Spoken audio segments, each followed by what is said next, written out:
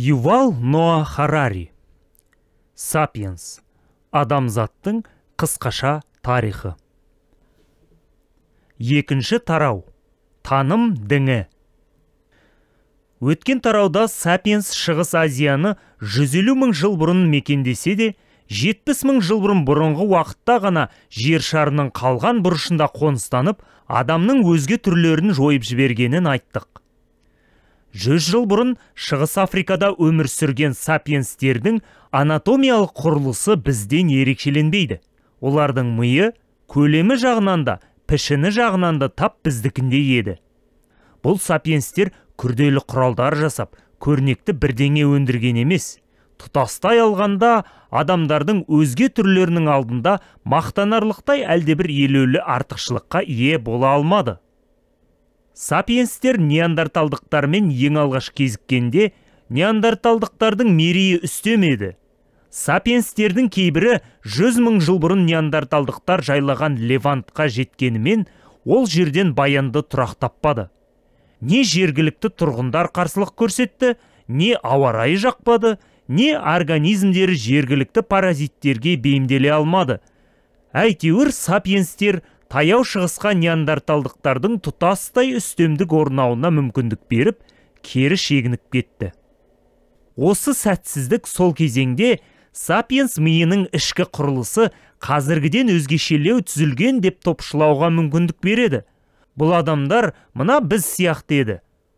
Бірақ олардың таным қабілеті, жаңаны тану, есте сақтау, тіл табысу білігі әлде қайда төмен болды. Ежелгі сапиенске ағылшын тілін үйрету, христиан ілімін дарыту немесе эволюция теориясын түсіндіру бос әурешілік болар еді. Бірақ бізге де олардың тілін меңгеріп, ой ағымын аңдау оңайға түспесі анық. Әйтсе де 70 мың жыл бұрын Homo sapiens әсте күтпеген әрекет жасады. Сапиенстердің үлкен легі Африкадан екінші мәрте шықты. Бұл жолы олар неандерталдықтар мен басқа да туыстарын таяу шығыстан ғана тықсырып шығармай, жер бетінен бір жола жойып жіберді. Тым қысқа мерзімде олар Еуропа мен Шығыс Азияға жетіп барды. 45 мың жыл бұрын сапиенстер мұхитты көктей өтіп, жағалауына адам аяғы жетпеген Австралияға табан тіреді. Адамдар қайықты, майшамды, жебелі садақ пен инені ойлап тапты. Яғни жылы киімдер тігуді үйренді. Алғашқы зергерлік бұйым әрі өнер туындысы ретінде сенімді түрде бағамдайтын заттар дәл осы кезеңде жасалған. Штадель үңгірінен табылған арыстан адамның осы тараудағы суретіне қараңыз. Ендеше, сол кезде діннің, сауда-саттық пен әлеуметтік жіктелімнің қалыптасқанына бұлтартпас дәлел табылды ғой. Зерттеушілердің көпшілігі осынау теңдессіз жетістіктерді революцияның жемісі деп есептейді. Неандерталдықтармен бәсекеде мерейі үстем шыққан, Австралияға қоныстанған, піл сүйегінен штадельдік арыстан адамды безендіргендер мына біз сияқты ойлап, сөйлеп жүрген еді. Штадель үңгірінен шыққан суретшілермен танысып, олардың тілін үйрене алар едік, өйткені олар біз. Оларға білетініміздің барлығын, кереметтер еліндегі Алисаның хикаяларынан бастап, квантты физиканың қарама-қайшылықтарына дейін түсіндіріп берер едік, ал олар бізге мына дүниені өздерінің қалай ұғатындарын әңгімелер еді. Когнитивті революция деп 70-30 мың жылдар бұрынғы кезеңде қалыптасқан ойлау мен тілдесудің жаңа тәсілдерін атайды. Мұндай революцияға не түрткі болды? Мұны анық білмейміз. Ең көп тараған теория кездейсоқ генетикалық мутация.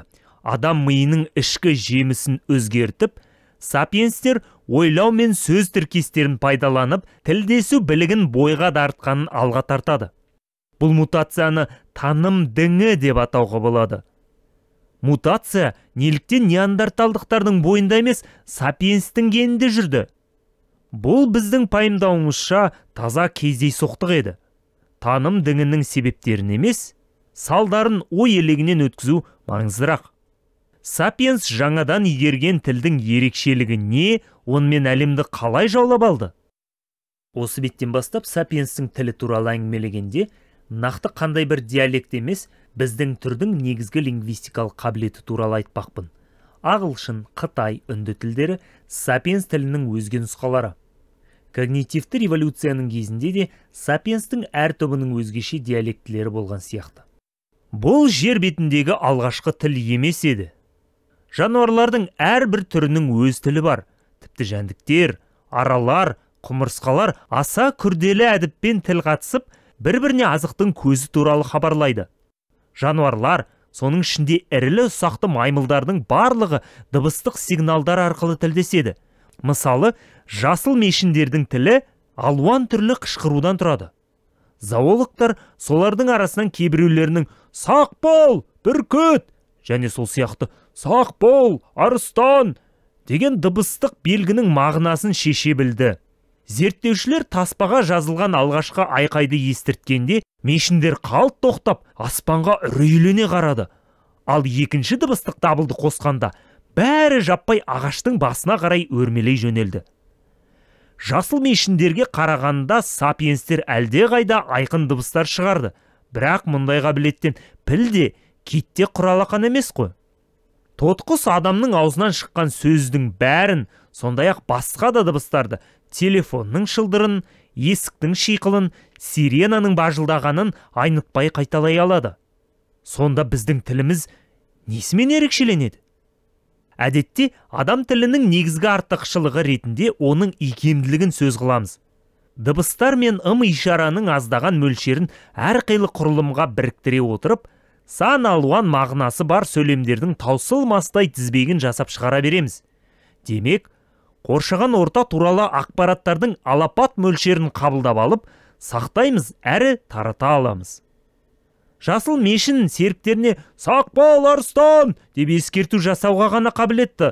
Ал адам дос-жарандарына таң әлетінде өзен бойынан арыстанды көргенін, ол бизондарды қуалап жүргенін майын тамыза әңгімелеп береді. Ол бүкіл мән-жайды, арыстанды қай тұстан көргенін, оған қандай жолмен бару қолайлы екенін нақтылап бере алады. Осы ақпаратты алып, адамдар арыстанды өзен бойынан қуып тастап, бизонды өздері аулау жайын кеңесу мүмкін. Екінші теория адам баласының теңдессіз тілі қоршаған орта туралы ақпаратты тарату құралы ретінде дамығаны жөніндегі бірінші байламмен келіседі. Бірақ маңызды ақпарат арыстандар мен бизондарға емес, адамдардың өздеріне ғана қатысты еді деген пікірге табан тіреп тұрып алады. Тіл, дейді бұл теория, өсек айтуға құмарлықтан туындады.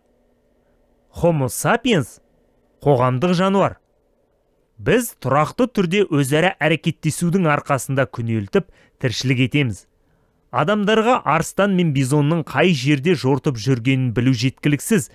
Оларға тайпа ішінде кім кімді жек көретінін, кіммен көңіл жарыстырып, тілек жұптастырғанын, кімге сеніп, кімге сенуге болмайтынын білу әлде қайда маңыздырақ.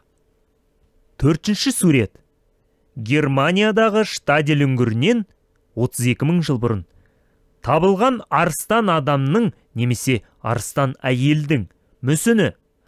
Адамның кеуде тұрқында арыстанның басын орнатқан. Алғашқы өнер туындысы әрі мына өмірде кездеспейтін заттарды қиялдап, бейнелеуге адам қиялының қабілеттілігін көрсететін дәлел.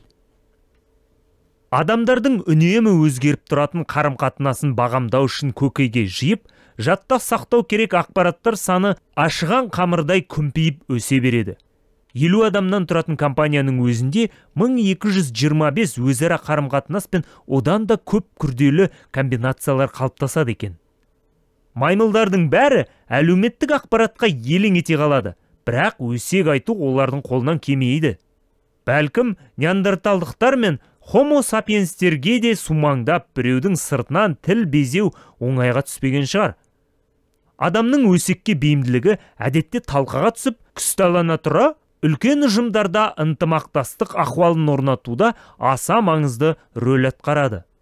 Осыдан 70 000 жыл бұрын сапиенстер меңгерген соны лингвистикалық дағдылар бірнеше сағат бойы өсек айтуға мүмкіндік берді. Кімге сенуге, Ал кімге сенуге болмайтынына қатысты шынайы ақпараттар шағын топтардың ірі қауымдарға бірігуіне септесті де, сапиенстер арасында ынтымақтастықтың күрделі де етене түрлері қалыптасты. Өсек теориясы әзіл іспетті көріну мүмкін, алайда қисапсыз зерттеулер оны қуаттап отыр. Тіпті қазіргі кездегі тілдесуіміздің, электронды почта арқылы жіберетін хаттардың, телефонмен шүйіркелесудің, газет мақалаларының негізгі бөлігін өсек аян құрайды екен. Өсектің біз үшін табиғилығы сонша, тіліміз тек соған ғана арналғандай көрінеді. Әлде сіз тарих пәнінің оқытушылары түскі ас ішу кезінде Бірінші дүниежүзілік соғыстың себептерін талқылап, ядрошы физиктер ғылыми конференцияның үзілісінде кварк жөнінде сөз таластырады деп ойлайсыз ба? Я, кейде ол да болады. Дегенмен олар күйеуі көзіне шөп салған әшкерелеген профессор әйел туралы, кафедрада басшысы мен декан арасындағы дау-дамай жайында, әріптестерінің ғылыми грантты Lexus сатып алуға қалай жұмсағаны жөнінде өсекті бұрқыратады. Әдетте өсек аян кемшіліктер мен теріс қылықтарды ілік қылады. Өсекшілер төртінші биліктің қоғамды сақтандырып, сол арқылы алаяқтар мен тоғышарлардан қорғап қалатын журналистердің арғы аталары саналады. Зады екі теория. Ана жақта арыстан өзен бойында, да, өсек ілімі де дұрыс сияқты. Тіліміздің ғажаптығы адамдар мен арыстандар туралы ақпаратты бере білуінде емес, ешқашан көрмеген, естімеген және иіскемеген заттар жөнінде де хабар тарата алу қабілетінде жатыр. Білуімізше, тек сапиенстер ғана болжалды, тіпті деректерге қайшы келетін нәрселерді талқылай біледі. Аңыз әпсаналар, мифтер, діндер когнитивті революцияның нәтижесінде пайда болды. Жануарлардың көпшілігі, соның ішінде адамдардың әр алуан түрлері бұрында «Сақ бол, арыстан!» деп ескерте білді. Когнитивті революцияның арқасында Homo sapiens «Арыстан біздің тайпаның рухы, қорғаушысы» деген сыңайдағы сөз айтуды үйренді. Қиялдағыны талдау сапиенстер тілінің ең ғаламат қасиеті. Мына тірлікте жоқ нәрсе туралы әңгіме айтып, таңғы ас алдында алты ақылға сыймайтын сөзге сене салу, Homo sapienстің ғана қолынан келетін іс екенінің өзі даусыз дерек. О дүниеге, жұмаққа және бірнеше есе жақсылық боп қайтарын айтып, емексітіп, мешінді жеп отырған бананын бөлісуге көндіре алмайсыз. Ойдан шығарылған, қиялда қалықтаған нәрселерге сену неліктен маңызды көрінеді? Ол ашық күнде адастырып, шын болмыстан алшақтатып жібереді ғой. Тіршілікте жоқ аруақ жебеушілерге сыйыну уақытты текке зая ету емес пе? Одан да алтыннан ардақты сағаттарды нәпақа табуға, дұшпандармен айқасуға немесе нақсүйермен ойнап күлуге жұмсаған жөн шығар. Басы бос текі қиялға толған адам шын дүниедегі тірлікке жарамсыз болып қалмай ма? Әйтсе де қиялдың тілі адамның ойдан шығарылған әңгімеге жай ғана елігіп қоймай, ұжымдасқан түрде қиял тілін дамытуға жол ашты. Баршаға ортақ мифологияны, жаратылыстың інжілдік тарихын, Австралия аборигендерінің бағзы замана туралы әпсаналарын, қазіргі мемлекеттердің ұлтшылдық мифтерін құрастыруды үйрендік. Ортақ мифология сапиенстің үлкен ұжымдарда епсекті ынтымақтастық жасау қабілетін еселей арттырды. Құмырсқа мен аралар да үлкен топ құрайды. Бірақ олар міндетін қатаң әрі өз отбасында бұлжымас ереже бойынша атқарады. Қасқырлар мен шимпанзелардың ынтымақтастығы әлде қайда икемді, қағидаларға сүйенеді. Алайда етене таныс үйірлестерінің аздаған бөлігімен ғана топтасады.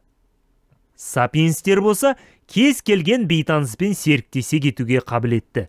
Міне, неліктен сапиенстердің бүкіл әлемді басқаратынын, құмырсқалардың біздің қалдығымызды теріп жеп, шимпанзелердің хайуанаттар бағының торы мен ғылыми зертханаларда қамалып, мөлиіп отыратын осыдан аңғаруға болады.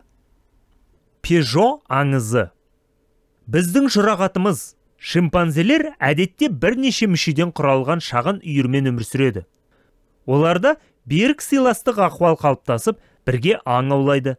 Бабуиндерге, гепардтар мен бөтен шимпанзелерге жұп жазбай қарсы шайқасады. Үйірде күрделі иерархия бар. Басшысын негізінен ол еркек болады. Альфа аталық деп атаймыз. Қалғандары оған құрмет көрсетіп, мыңқылдап, құдды билеуші алдындағы тәумендеріндей бүгіле бас иеді. Альфа аталық өз патшалығына әлеуметтік жарасым орнатады. Екі бағынышты төбелесе қалса, араша түсіп, тәртіпсіздікті доғарады. Қоғамға пайдалы осынау қызметі үшін альфа өзін өзі тамақтың күлшелі бөлігімен марапаттап, қалауы құлаған ұрғашыларға бәсекелестерін жолатпайды. Екі аталық басымдылыққа жету үшін ерегісе қалса, әрқайсысы үйірдегі еркек ұрғашы жыныстылардан сыбайластар одағын құрайды.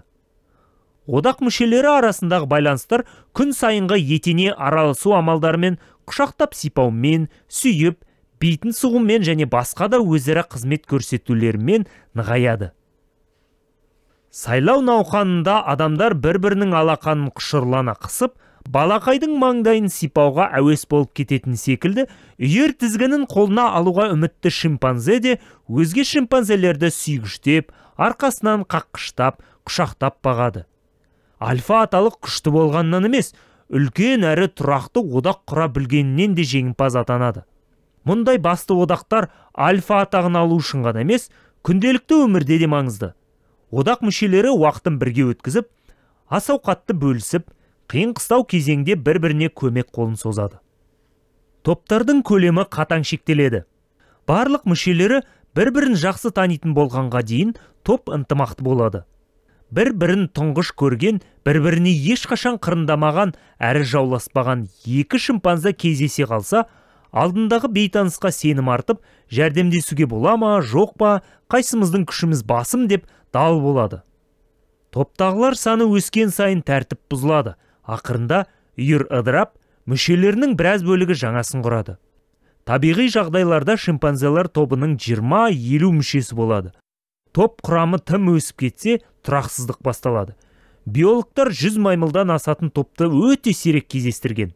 Зерттеушілер топтар арасындағы ұзаққа созылған соғыстарды, тіпті бір топ келесілердің мүшелерін жүйелі түрде қырып отырған геноцидін хатқа түсірген. Сірә ежелгі адамдардың, соның ішінде алғашқы Homo sapiens'тің де тіршілігі осындай әдіппен өрбеген болуы керек.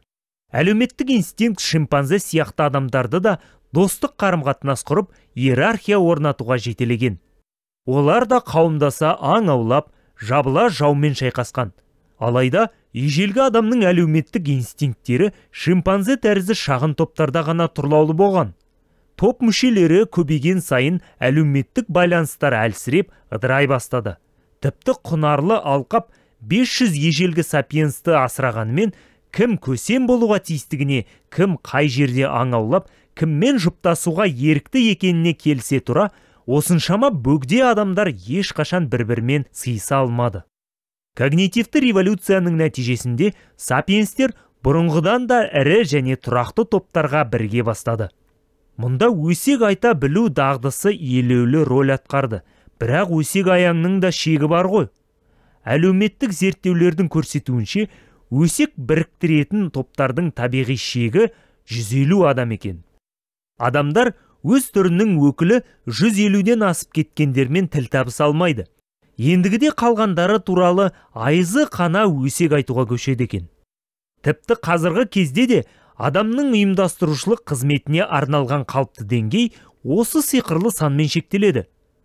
Осы шектегі компаниялар, әлеуметтік желілер, қоғамдық ұйымдар мен әскери бөлімшелер етене таныстық және өсек аяң негізінде әрекет етеді.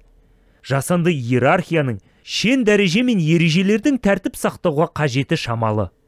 30 солдаттан тұратын взвод пен тіпті 100 сарбаздан құралған ротаның өзі сыртқы тәртіпті қажетсінбей, ішкі байланыстарының арқасында тамаша қызмет атқара береді.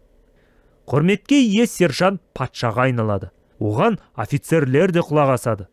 Отбасылық бизнес, директорлар кеңесі, бас директор мен бухгалтериясы жоқ болса да, гүлденіп, өркендей береді ғой.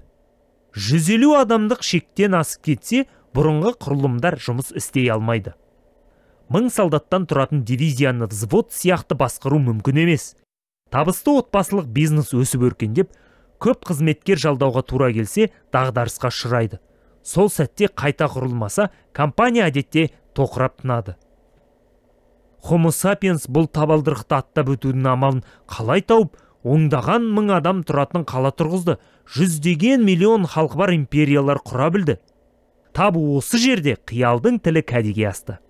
Миф біріктірсе, бір-бірімен танысы емес адамдардың ауқымды шоғыры ырысты ынтымақтастыққа жетеді. Кез келген кең көлемді жаңа замандағы мемлекеттен орта ғасырлық шіркеуге, антикалық қала мен ежелгі тайпаға дейінгі адамдар ынтымақтастығы қиялда ғана жүретін ортақ мифтен өрбиді.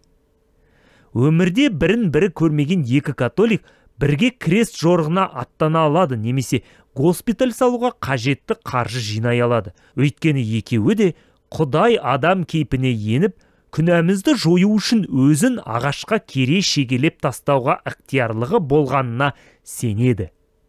Мемлекет ұлттық мифтерге арқа сүйейді. Серп ұлты мен елінің серп туына сенетін екі бейтаныс серп бір-бірін сөзсіз түсінеді. Корпорациялар өзінің экономикалық мифтерін құрастырады.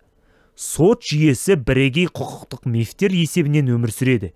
Бейтаныс екі заңгер тіл табыса кетеді. Қаламақысын алған олар заңдардың әділеттілік пен адам құқықтарының барына сенеді. Алайда осылардың барлығы адамдар ойдан шығарып, бір-біріне айтып жүрген қиялда ғана ғұмыр кешеді. Шынайы өмірде Құдай да, ұлт пен корпорация да, ақша да, адам құқықтары мен заңдар да жоқ. Әділеттіліктің өзі адамдардың ұжымдық қиялында ғана. Жабайы тайпалар әлеуметтік құрылысын елестер мен әруақтарға сену арқылы нығайтқаны баршаға мәлім. Олар ай толған кезде от алауының төңірегінде жаппай салттық би билеуге жиналды. Біз қазіргі заманғы ұйымдар да тап солай жасайтынын аңғара бермейміз. Корпоративті алып көрелікші. Қазіргі заман бизнесмендері мен заңгерлері де құдіретті шамандар. Олар мен ежелгі шамандар арасындағы аз ғана айырмашылық бар. Заңгерлер бүгін әлде қайда түсініксіз нәрселерді айтады. Бұған Peugeot туралы аңыз тәуір мысал бола алады. Әлемнің барлық түкпірінде Парижден Сиднейге дейін кездесетін автомобильдерде, жүк машиналары мен мотоциклдерде штадель арыстанын аздап еске салатын аң сұлбасы сән беріп тұрады. Бұл төлтаңба Еуропадағы байырғы әрі ауқымды автоөндіруші Peugeot өнімдерін әшекелейді. Компания штадель үңгірінен 300 шақырым қашықтықта орналасқан Валентиния мекеніндегі құба төбел отбасылық бизнестен бастау алды. Қазір мұнда әлемнің шартарабына шашыраған, көпшілігі бірін-бірі танымайтын 200 мыңға тарта қызметкер бар. Осы бейтаныс жандар тату әрі тиімді жұмыс істейді. 2008 жылы компания 1,5 миллион автомобиль шығарды, 55 миллиард евро пайда тапты. Peugeot SA ресми түрде осылай аталады. Компаниясының тірлігі туралы қай мағынада айтып отырмыз? Жан-жағымызға көз салсақ, Peugeot автомобильдері толып жүр, алайда компанияның өзі көрінбейді. Тіпті Peugeot автомобильдерінің бәрін бір мезгілде металл қалдықтарынан жинайтын жерге жіберсе де, Peugeot SA жоғалып кетпесі анық. Ол жаңа машиналар шығаруын жалғастырып, жыл сайынғы есептерін жариялай берер еді. Компанияның зауыттары, станоктары, демонстрациялық талондары бар. Механиктерді, бухгалтерлер мен хатшыларды жұмысқа жалдайды. Бірақ бұлар да мүлік емес. Жинақтай айтқанда бұл адамдар да Peugeot компаниясының өзі емес. Табиғи апат оның бүкіл қызметкерлерін қаза қылып, құрастыру цехтарын да, кеңселерін де тып-типыл етсе, компания бәрібір несие алып, жаңа жұмыскерлер шақырар, зауыттар салып, қажетті құрал жабдықтарды сатып алар еді. Компанияның басшылығы мен акционерлері бар, бірақ олар компанияның өзі емес. Менеджерлердің барлығын жұмыстан шығарып, бүкіл акцияны сатып жіберсе де, компания сақталып қалады. 5-ші сурет. Peugeot арыстаны. Бұдан Peugeot SA отқа салса жанбайтын, суға салса батпайтын мәңгілік нәрсе деген қорытынды тумаса керек.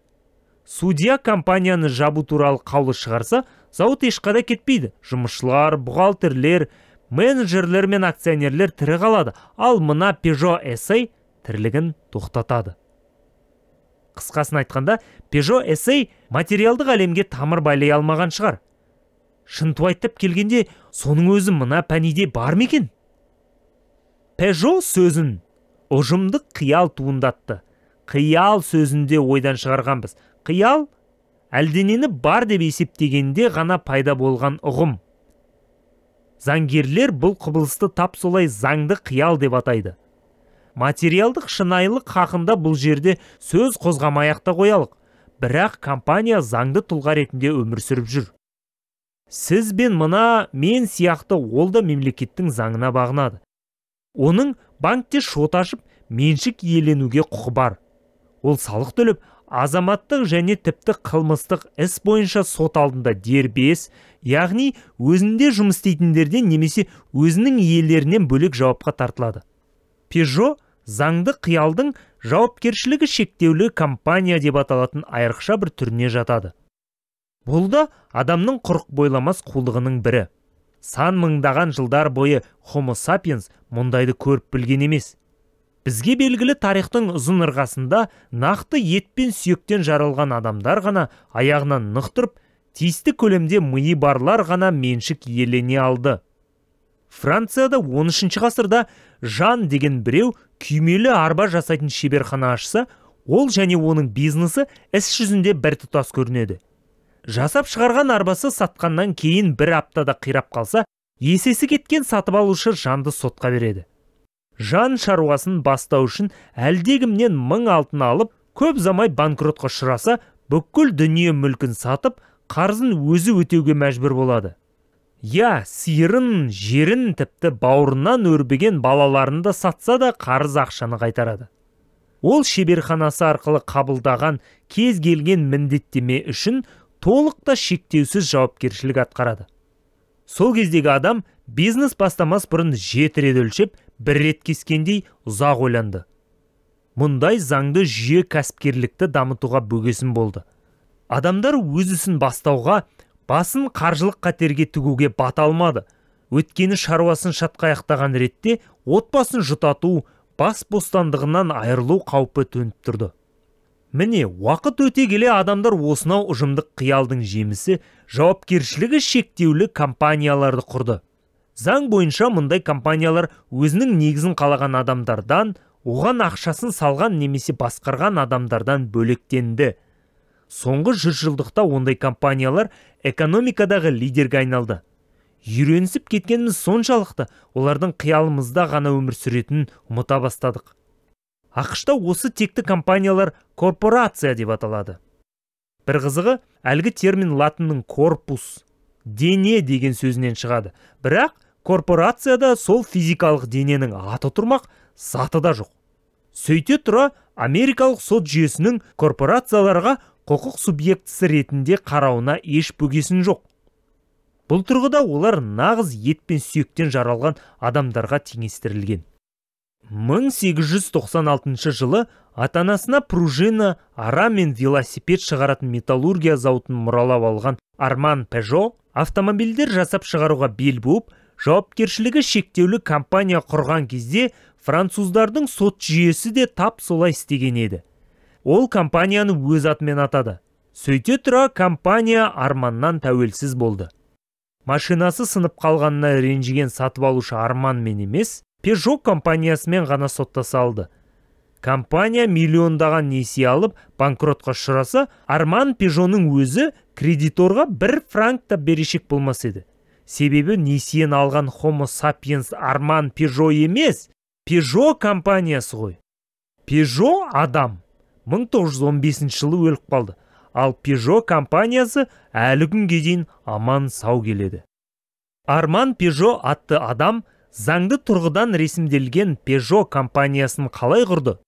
Шынын айтқанда, ол ғасырлар бойы діни қызметкерлер мен абыздардың құдайлар мен жындарды жасаған тәсілін пайдаланды. Тіпті қазір де мыңдаған француз кюрилері жексенбі сайын шоқынуларға Исаның денесі уағызынан көрініс қояды. Мұндай ғажайыптар өзегінде өтірік жатады. Оған адамдар сенгендей кейіп танытады. Католик діни қызметкерлері уәжіп болған киім үлгісіне оранып алып, белгілі бір сәтте таптаурын сөздерді асқақтай айтады. Бір қарағанда қарапайым нәрсе көрінетін қамыр мен шараптан жасалған желімдей жабысқақ шайыр Исаның тәні мен қанына айналады. Діни қызметкерлер «Hoc est corpus meum» «Бұл менің тәнім» деп жар салады да, сиқырмен көз байлап, көңіл арбағандай шайырды денеге айналдырады. Миллиондаған француз католиктері құдды дем салған шарап пен қамыр ішінде шынында да Құдай отырғандай сезінеді. Пежо эссей үшін француз парламенті қабылдаған заң шешуші роль атқарды. Француз құқығы тұрғысынан алғанда, лицензиясы бар заңгер іс-әрекеттің рәсімдік жүйесін ойдағыдай орындап, арнайы қатталған қағаз парақшаларына дұрыстау дұға мен дуаны жазып, өзінің қолын ширата қойса, сиқырмен көз байлап, көңіл арбағандай жаңа компания пайда бола кетеді. 1896 жылы Арман Пежо компания құруға ниет қылған кезде, осы сиқырлы процедуралар үшін заңгерге ақы төледі. Заңгер міндетті рәсімдердің бәрін жүзеге асырып, тиісті дұғаларын бәрін жазып, дем салғандықтан, миллиондаған француз азаматтары Пежоның екі жарылуына, бұрынғы Арман адамға және су жаңа Пежо эссей компаниясына айналуына сеніп қалды.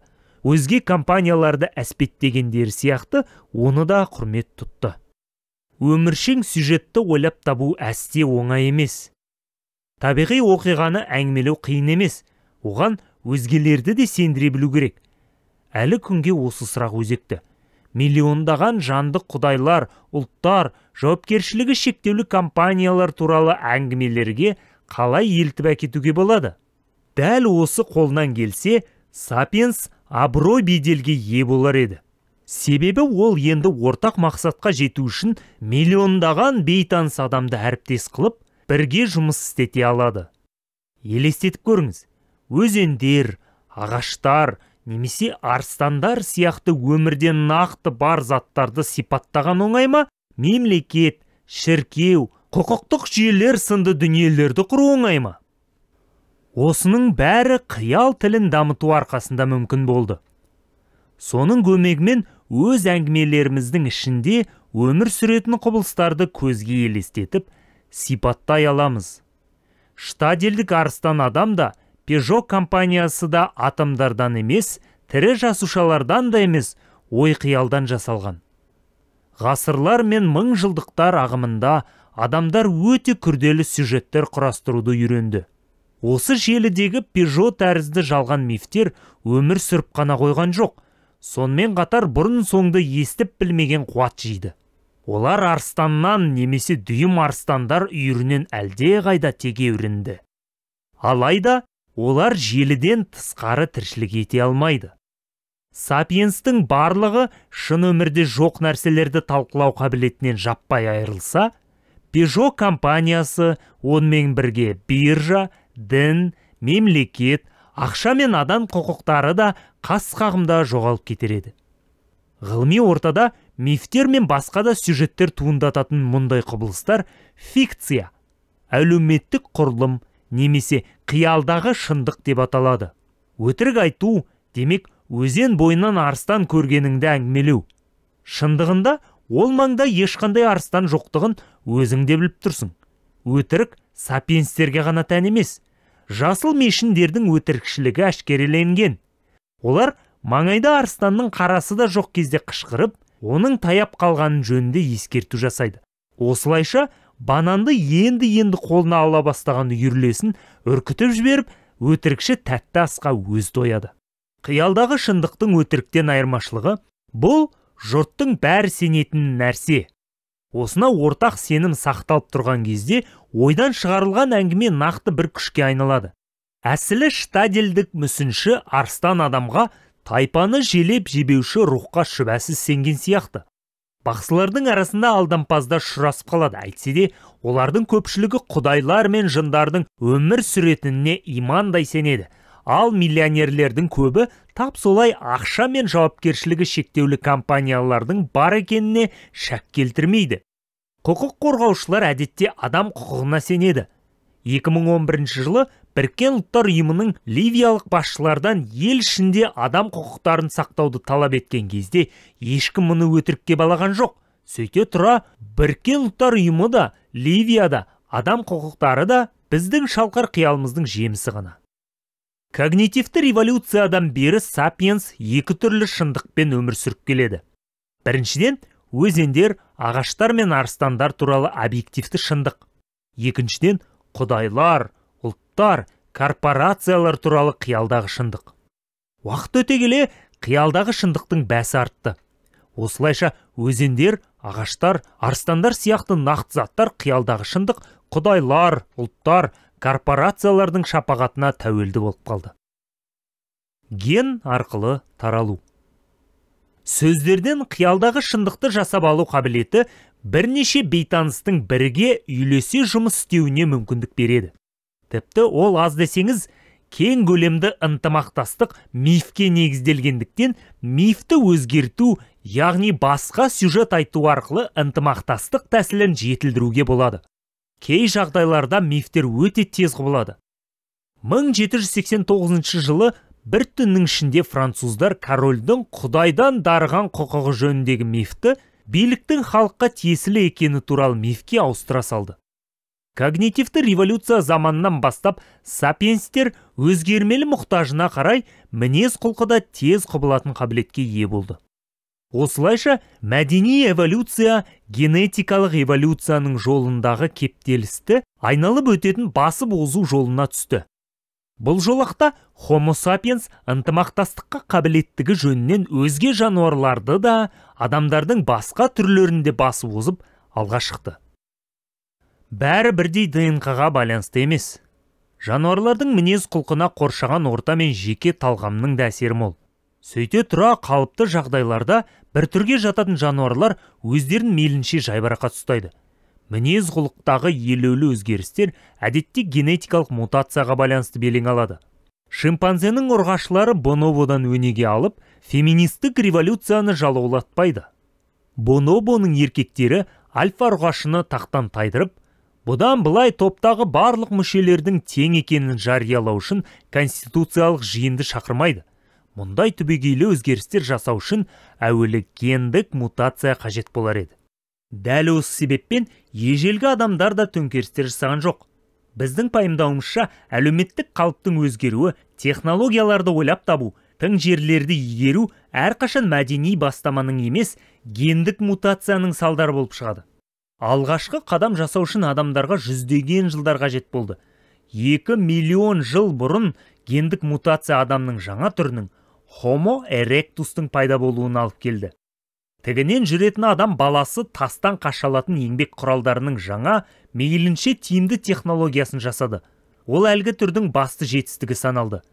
Бірақ Homo erectus генінде кезекті өзгеріс болмаса, тас құралдар 2 миллион жылдар бойы өзгеріссіз қала берер еді.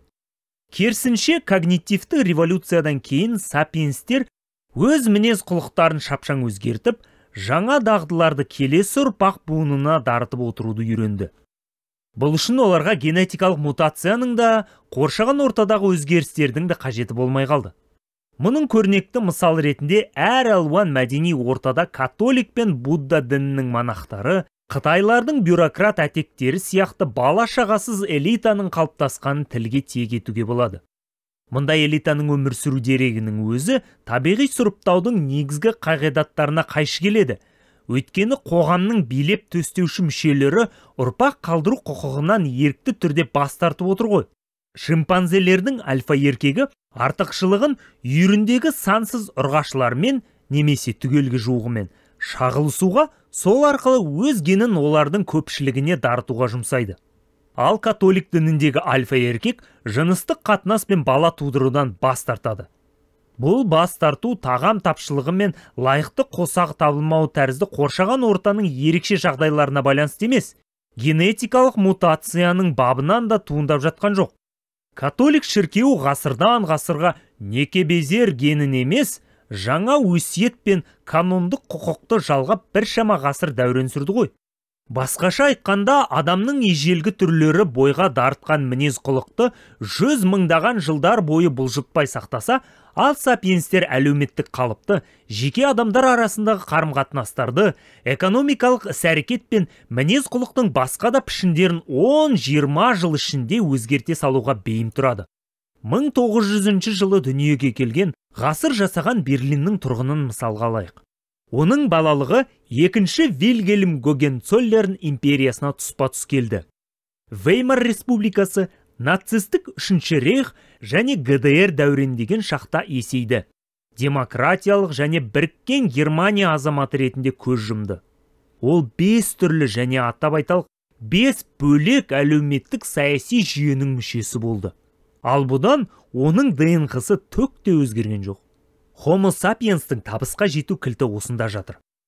Жекпе-жек төбелесте сірә неандерталдық жеңетін шығар, бірақ 100 бен 1000-ның айтысында олар мүсәпір еді. Неандерталдық өз тайпаластарына арыстанның қайда бұғып жатқанын хабарлай білді, бірақ ата-баба аруақтары туралы әпсананы жалпыға таратып, құлпыртып айтуға шамасы келмеді. Ойдан шығарып айтуға қабілетсіз болғандықтан, неандерталдықтар ірі топтармен тиімді байланыс орната алмады. Шапшаң өзгеріп жатқан жағдайларға әлеуметтік мінез құлықты икемдеу де қолдарынан келмеді. Неандерталдықтың миына бойлай кіріп, оның қалай ойланып толғанғанын болжай алмаймыз. Әйтсе де оның сапиенспен салыстырғанда когнитивтік қабілеті шектеулі болғанының жанама дәлелдері қолымызда бар. Европа құрлығының түпкіріндегі сапиенстер қонысын шамамен 30 000 жыл бұрынғы қазу барысында археологтар Жерорта теңізі мен Атлантика жағалауларынан келген бақалшықты арагідік ұшырастырып қала берді. Теңізден тым шалғай жерге ұлу қабыршағы тек сапиенстердің әр қилы тайпалары арасындағы сауда-саттықтың немесе айырбастың арқасында жетуі мүмкін. Неандерталдықтардың қонысынан бұндай іс-әрекеттердің ізі де байқалған жоқ. Әр топ тек қол астындағы материалдардан ғана аспап жасады. 6-шы сурет. Католиктердің альфа еркегі мұндай құрбандықты экологиялық та, генетикалық та факторлар талап етпесе де, жыныстық қатынас жасаудан және ұрпақ қалдырудан бас тартады. Тағы бір мысалды Тынық мұхиттың оңтүстік бөлігінен табамыз. Жаңа Гвинеяның солтүстігіндегі Жаңа Ирландия аралын мекен еткен сапиенстер вулкан шынысы обсидианнан аса берік әрі өткір аспаптар жасады. Алайда бұл аралда обсидианның табиғи көзі жоқ еді. Лабораториялық зерттеу нәтижесінде Жаңа Ирландия тұрғындары өз саймандарын дайындаған обсидианның басқа аралдан 400 шақырым жердегі Жаңа Британиядан жеткізілгенін анықтады. Сауда-саттық бір қарағанда негізсіз іс және пайдасыз шаруа сияқты. Сапиенстен өзге еш жануар саудамен айналыспады. Сапиенстер сауда желісіне жаппай кіріскені жайлы нақты дәлелдер жеткілікті. Сауданы сенім артпаған адамыңмен жасай алмайсың, бөтен біреуге сену де қиын. Осы күнгі жаһандық сауда желісі доллар, федералдық банк қоры және корпорациялардың тауар белгісі сияқты қиялдағы құрылымға сенуден құралған. Тайпалық одақта екі бейтаныс сауда жасағысы келсе, ортақ сенімдері Құдай, ата-баба аруағы, мифологиялық аңдарға жүгінетін. Ал бақалшықтар мен обсидиандарды алмасып жатса, бір-біріне ақпарат беріп, сол арқылы білім көкжиегін кеңейте түсу сапиенстерге аса қиынға соқпағаны ғой. Неандерталықтар мен басқа ежелгі адам түрлерінде мұның бірі де болған жоқ. Сондай-ақ аң аулаудың әрқилы тәсілі жөнінде де айта кеткен жөн. Неандерталдықтар аңды көбіне жалғыз жарым немесе шағын топ құрып аулады. Ал сапиенстер ондаған тайпаластың тіпті кейде бірнеше тайпаның өзара әрекетіне негізделген тәсілдерді ойлап тапты. Әсіресе мына амал тиім болды. Жабайы жануарлар үйірін жаппай қоршап алып, тар шатқалға қуып шықты да, сол жерде оп-оңай жусата берді. Бұл айла жүзеге асса, жарты күн ішінде күш жұмылдырған адамдар тонналаған етке, май мен терге жарып қалды. Археологтар осылай қаумалап аң аулайтын орындарды тапты. Тіпті оларға шартақтар мен түрлі бөгесіндер орнатып, жасанды арбалар мен арнаулы сойыс алаңқайларын жасаған. Сірә өздері аң аулайтын алқаптардың сапиенстерге тиесілі қасапхана айналдырғанына неандерталдықтар онша қуана қоймаған шығар. Алайда осынау наразылық қақтығысқа ұласа қалса, неандерталдықтардың аман қалу мүмкіндігі жабайы жылқылардың шамасынан артық емес еді. Дәстүрлі, сіресіп қалған әдіс бойынша қозғалатын 50 шақты неандерталдық бәрібір епсекті де алғыр ойлы 50 сапиенске төтеп бере алмасы анық. Тіпті бірінші раундта сапиенстер жеңіліп қалса да, жаңа айла шарғы ойлап тауып, қарымта матчта тез есе қайтарар еді. Когнитивті революция дегеніміз не? Жаңа қабілет. Қоршаған орта туралы ауқымды көлемдегі ақпараттарды Homo sapienстің беру қабілеті. Артықшылықтары.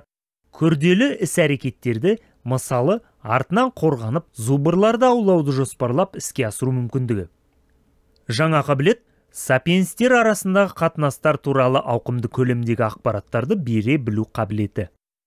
Артықшылықтары саны 150 мүшеге дейін жететін үлкен әрі ұйымшыл топтар құру мүмкіндігі.